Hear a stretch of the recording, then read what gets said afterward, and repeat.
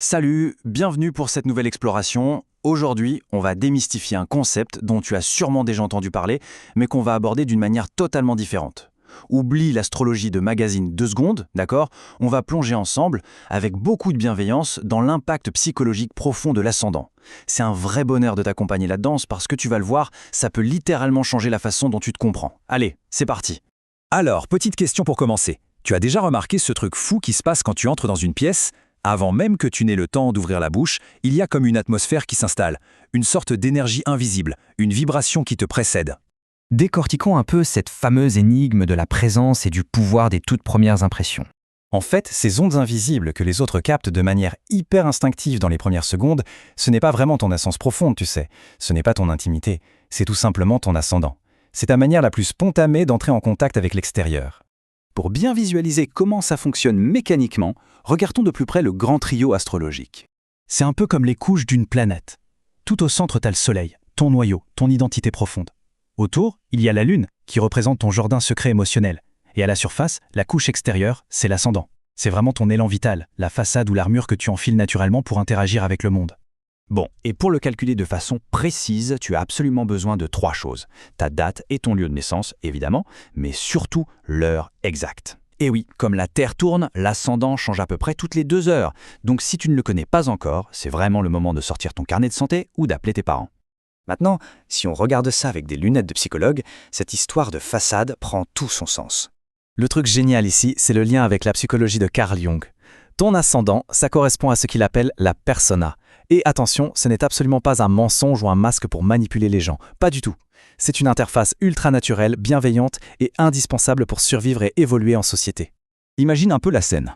D'un côté, il y a ton intériorité qui est souvent un sacré tourbillon d'émotions complexes. De l'autre, le monde extérieur. Eh bien, au milieu, l'ascendant fait le tri. Il filtre ton monde intérieur pour te rendre lisible auprès des autres, tout en protégeant ta vulnérabilité. C'est le pare-choc parfait. Plongeons maintenant dans le cœur du sujet avec les 4 éléments pour voir ce qu'ils projettent et surtout ce qu'ils dissimulent. Parce que oui, chaque élément apporte une couleur unique à ta présence. Mais il y a une règle d'or. Toute lumière projette une ombre. Ton ascendant montre une super force au monde, mais il garde toujours une faille bien cachée en coulisses. Regardons ça. Prends les ascendants de feu, par exemple, Bélier, Lion, Sagittaire.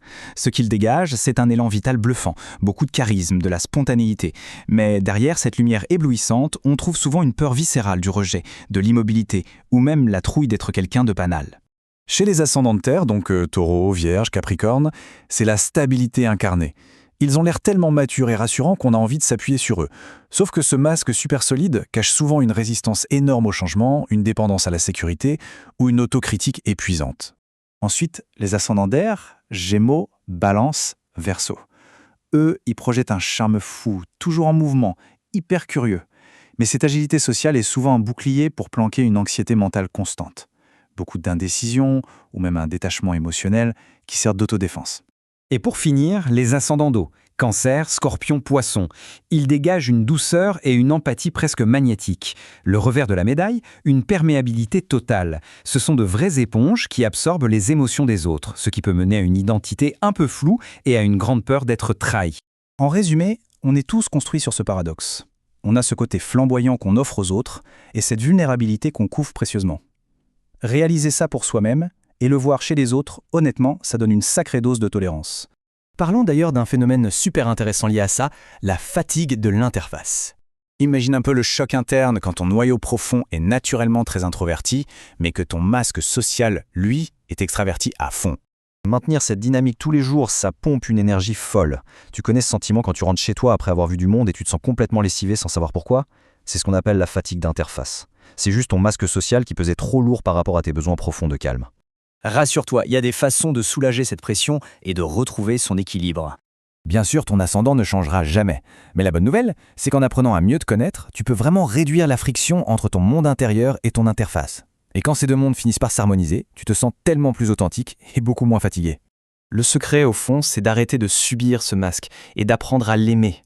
Quand tu comprends comment tu t'es construit pour interagir avec les autres, cette interface devient carrément ton super pouvoir, ta meilleure alliée pour avancer dans la vie. Pour faire ce travail, l'astrologie psychologique est vraiment un outil incroyable pour mettre en lumière ces mécanismes inconscients. C'est d'ailleurs exactement le cœur du travail de la psychopraticienne Adeline Paolini. Si tu as envie d'être accompagné avec beaucoup de bienveillance sur ce chemin, je t'invite vraiment à aller voir son site www.adeline-paolini.com. Alors, pour terminer notre décryptage d'aujourd'hui, je te laisse avec cette petite réflexion. Imagine quelle réalité complètement dingue tu pourrais créer si tu arrivais enfin à aligner ta vérité la plus profonde avec le visage que tu montres au monde. Fascinant, non ? Merci infiniment de m'avoir suivi pour cette exploration, prends grand soin de ton monde intérieur et à très vite.